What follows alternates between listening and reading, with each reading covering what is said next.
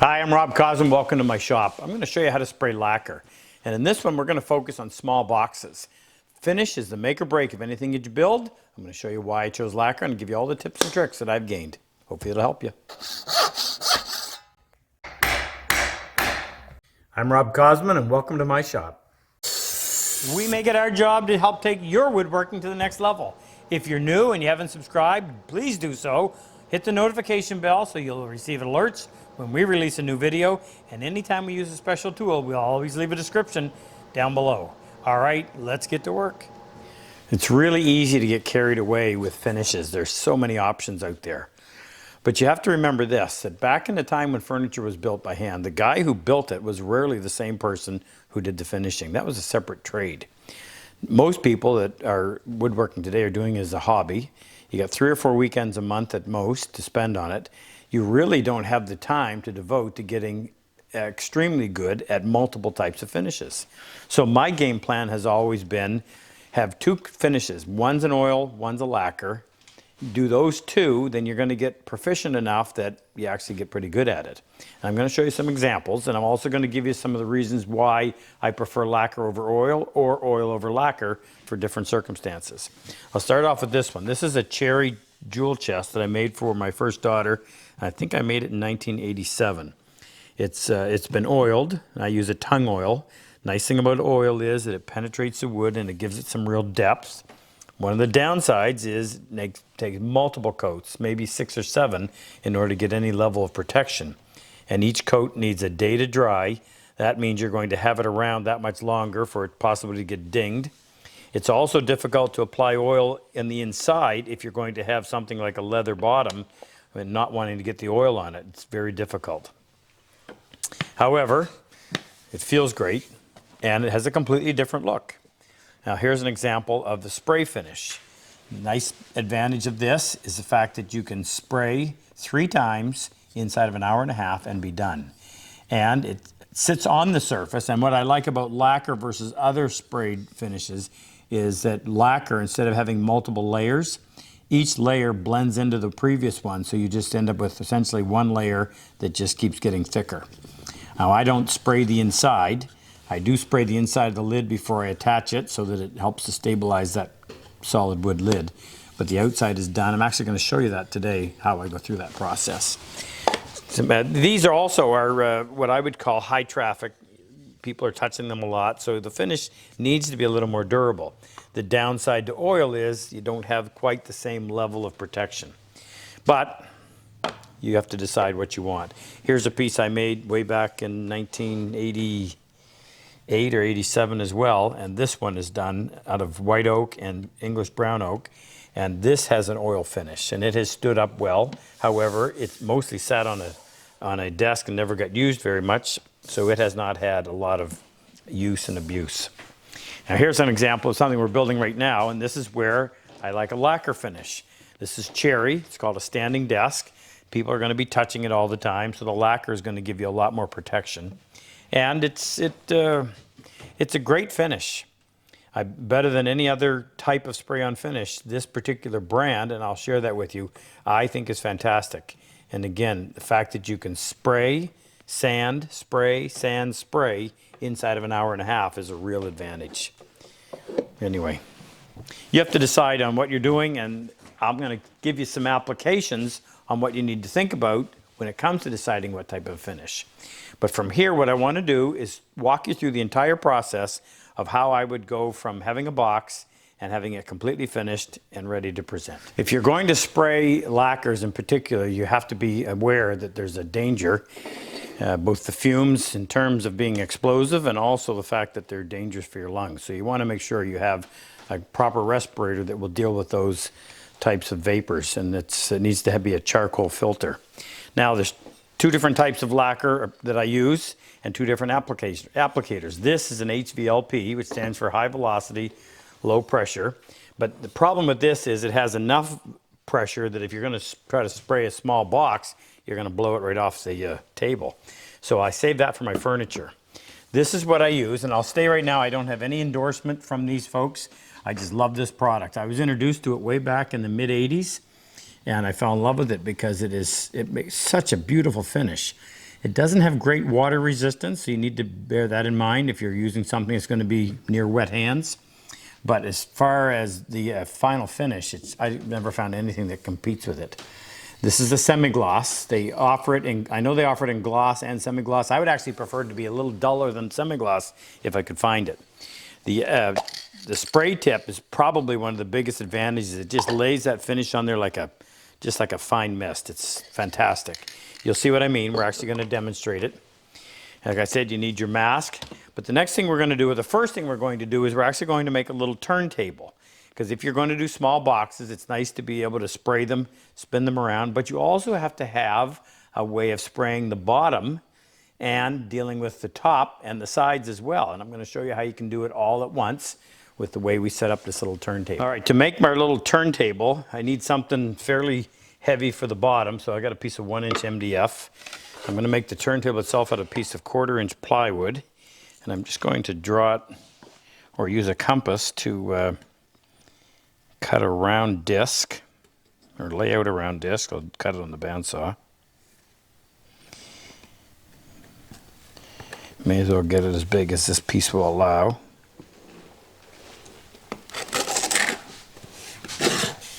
You could use anything for this. Just needs to be stout enough to hold some nails. And you'll see what I mean after we've cut this out. All right, now quick trip over to the bandsaw.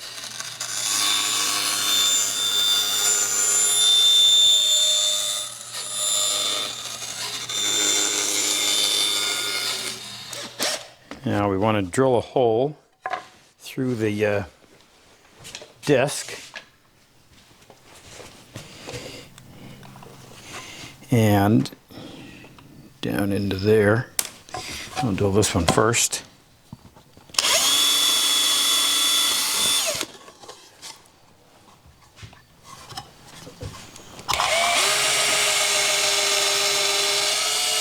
And that one will go into my bench. Now I want this one to be at least as big as the screw so that there's no resistance and it freely turns.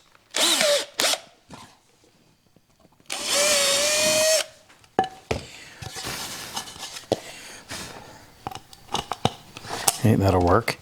Now before we do that, what we're going to do is I'm going to use a Grex gun, and it's got a 23 gauge 3/4-inch nail, and I'm going to put several of them through the disc, and we'll use that to hold. Yeah, I better put some on the outside too, just in case we got something a little bigger.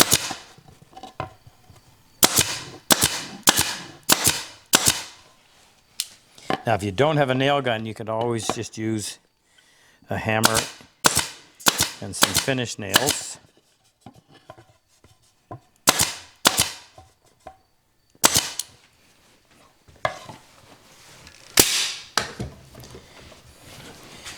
Now, I'll put this through the disc.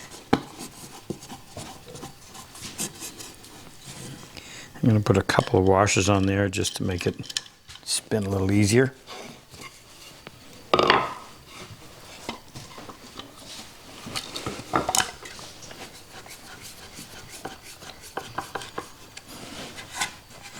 There. Now the idea is we can go in, set it like on the top, spray the bottom, and then flip it over. We didn't space that right. Oh, there it is. And then spray the top. And then you don't have having a line where you are dealing with overspray. Just makes it a whole lot easier. I'll show you when we actually do it. All right, I want to do a dry run first because when I have the mask on, you're not going to be able to hear me. So we'll set this on the lid carefully. Of course, you got to shake this up. Now, when you spray this, you don't want to go like this in an arc. You want to have the nozzle parallel to the board at all time, and I would prefer to actually be down here, but I'm not going to do the sides right now. We'll do the top. So we're going to go in here about 6 to 8 inches away, go across, Stop spraying, start spraying, go across, stop spraying, start spraying, come back. So always keep your strokes or your nozzle parallel to the surface that you're spraying, and don't do that fan like that. You'll end up having a little bit of material here and a lot in the middle.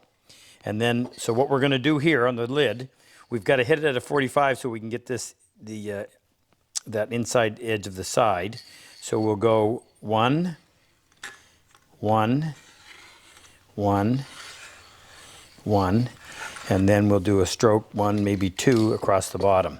As soon as that's done, we'll reach down here where it's not wet, flip it over, set it on there like so, and then we'll do the sides first, and try to. I'm going to try to get down here so that I'm parallel to the side as opposed up here on an angle. That way you're going to get an even distribution of the finish. You're going to get you're going to get more here than you are down there.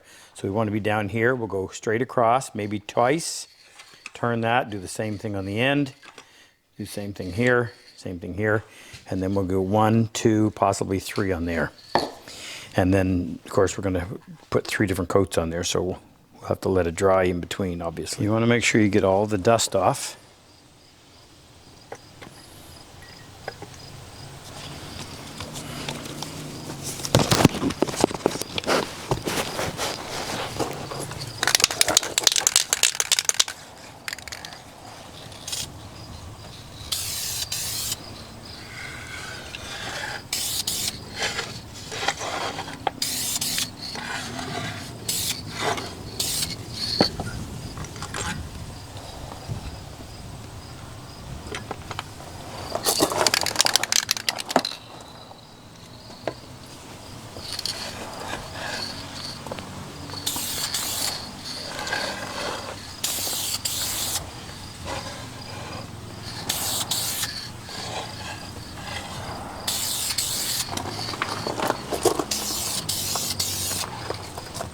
All right, that's only been 10 minutes after the first coat, and what I sometimes do, it doesn't feel rough at all, but I'll just take my hand and just use it as sandpaper, so I don't have to sand in between the first and second coat, and maybe even, well, I just take that back. I will sand between the second and third, or just before the final coat, depending on what the second one looks like.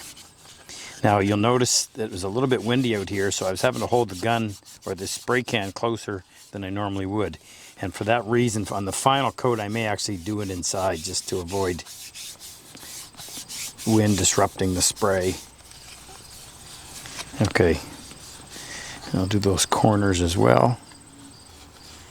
You probably never saw anyone use their hand as sandpaper before, but I find it works, especially if the finish is dry to the touch, but seems it's still, shall we say, malleable. All right, same procedure. Do the bottom first. Try to grab it from down below so you're not touching anything wet when you lay it on to do the top.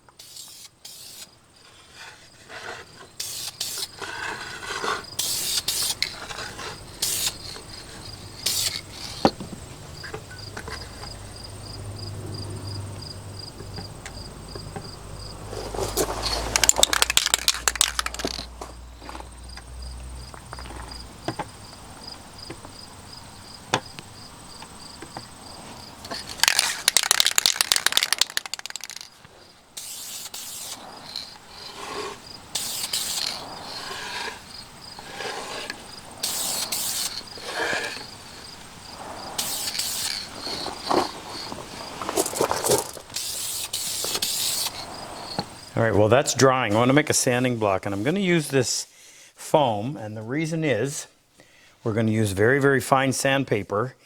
And if you use a hard block, first of all, if you just use your fingers, you're only going to get pressure right underneath your fingertips. Doesn't do a very good job. Even if you fold the sandpaper, it doesn't do a very good job. If you put the sandpaper right on a hard block like that, well, it's only going to touch the high spots, and that surface may not be perfectly flat. I didn't hand plane it, I sanded it. So I'm going to use this material, and it'll allow the pressure to disperse nicely, and it should do a really good job. So just see what we've got. 2 inches. So I'm going to cut a 2-inch strip of this MDF. Now we're going to use that adhesive. Should be able to. You can either use double-sided tape or spray adhesive. I've got some double-sided tape right here, so we'll try that.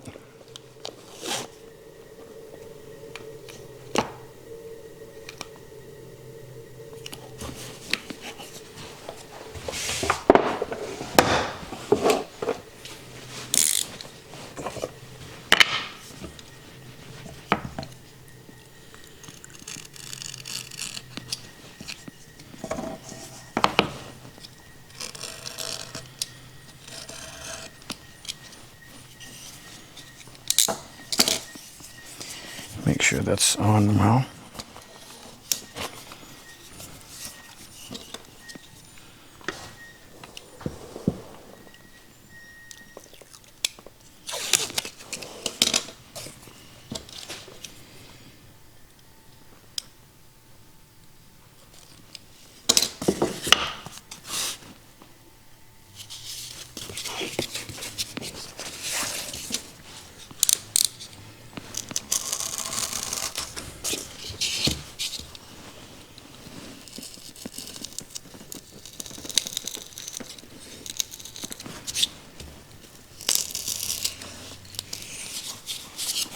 All right, that'll hold on well.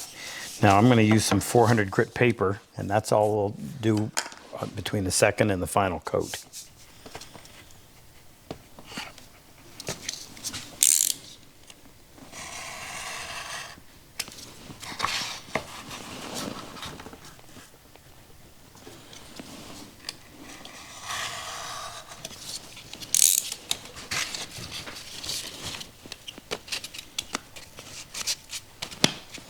Okay, 2 coats. It doesn't feel bad. This actually feels good and smooth, so I don't really need to go in and do anything at all to that. So I've got a strip of 400 grit paper. Wrap that around. Don't need a lot. I just want to get rid of any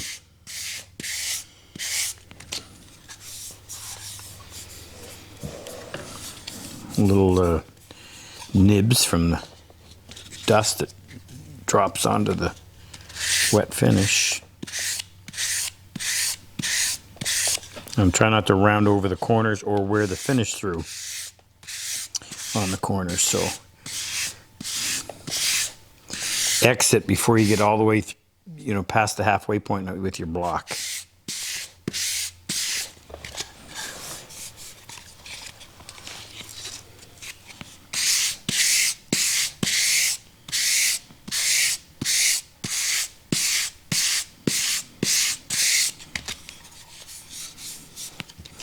Now on this one, I'll just do it sideways like that so I can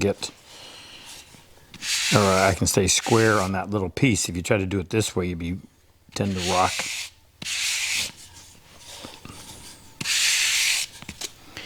Now that doesn't feel rough at all, so I'm not going to bother with any of those little chamfers. But on the lid, I'm going to do that separate from the top edges of the box ends.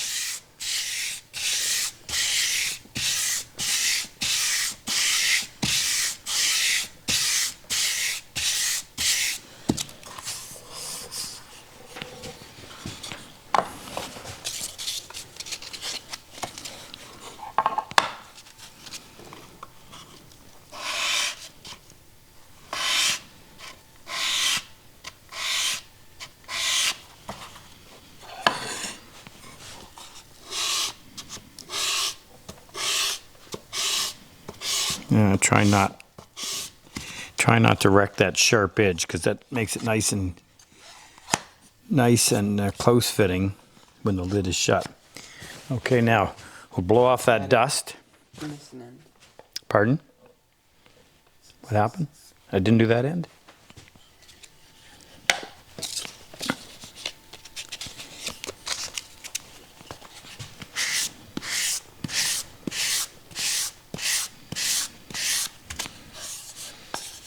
Another nice feature about lacquer is that if there's any sanding dust left in the pores of the wood, the next coat will actually just melt and that'll blend right in. And I forgot to mention on this nozzle, you can actually turn it so you either have a fan that goes this way or you can turn it so the fan goes that way. Of course, I leave it the way it is, which is the fan's vertical. Okay.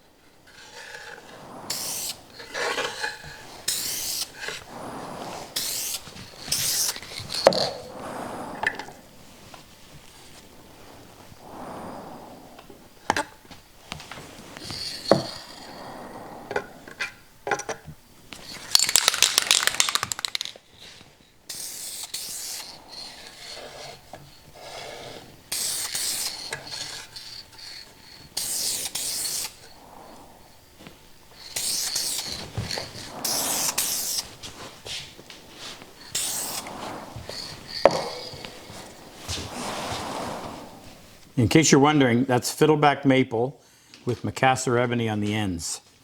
And the lid fits nice, snug. I don't put any finish at all on the inside, only on the inside of the lid. That'll help so that it gives off moisture or absorbs it somewhat evenly. And that it's narrow enough, it should stay flat. I always break this joint with a little chamfer on both sides so that it doesn't, if there's any discrepancy, it doesn't show. There's your wood hinge on the back. That's a great finish. It gets a little harder with a bit of time, but it's dry to the touch in about 10-15 minutes at the most. Hi, if you like my work, if you like my style of teaching, click on any one of these videos to help take your woodworking to the next level. And I've always said better tools make it a whole lot easier. If you click on the icon with the plane and the chisel, it'll take you to our website, introduce you to all of our tools, and also talk to you about our online and in-person workshops. Good luck in your woodwork.